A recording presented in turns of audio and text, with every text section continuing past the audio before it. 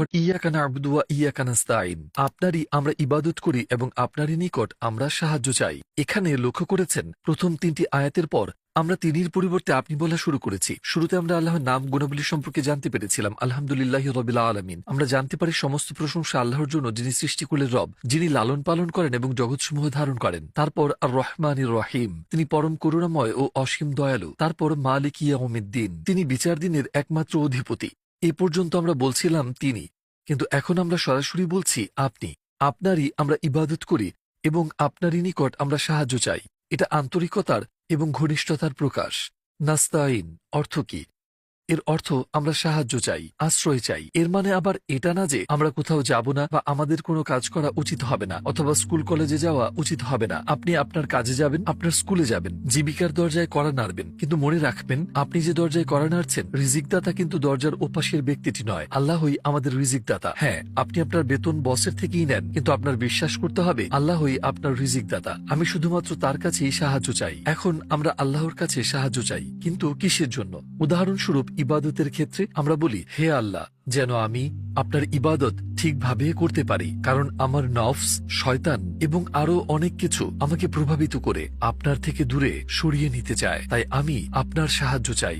অথবা এমন কিছু মানুষের কথাই ধরুন যারা বলে, আরে ভাই, আজকের যুগে আপনি সুদ ছাড়া চলতে পারবেন না।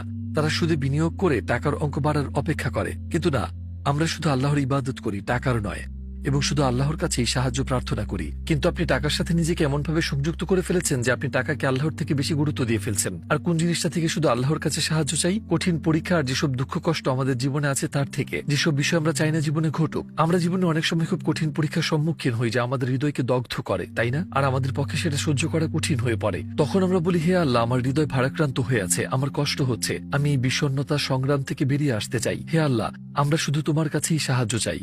আমরা আসলে এটা সূরা আল ফাতিহায় বলি যখন আমরা ইয়াকা না'বুদু ওয়া ইয়াকা নাস্তাঈন বলি। আপনি কি তাফসীরবিদ বদিউজ্জামানের নুন অক্ষর নিয়ে বিবেচনা বা গবেষণা সম্পর্কে জানেন? মানে আরবি নুন হরফ।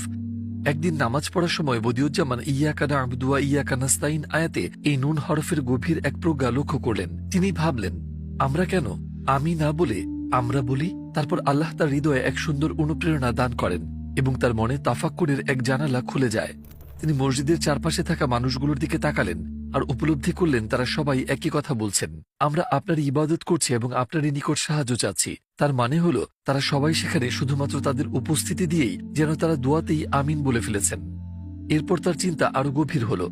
তিনি কল্পনা করলেন এই পুরো শহর এই আয়াত একই সময়ে একইভাবে বলছে। তারপর সেই পরিধি আরো বিস্তৃত হল। তিনি ভাবলেন কাবা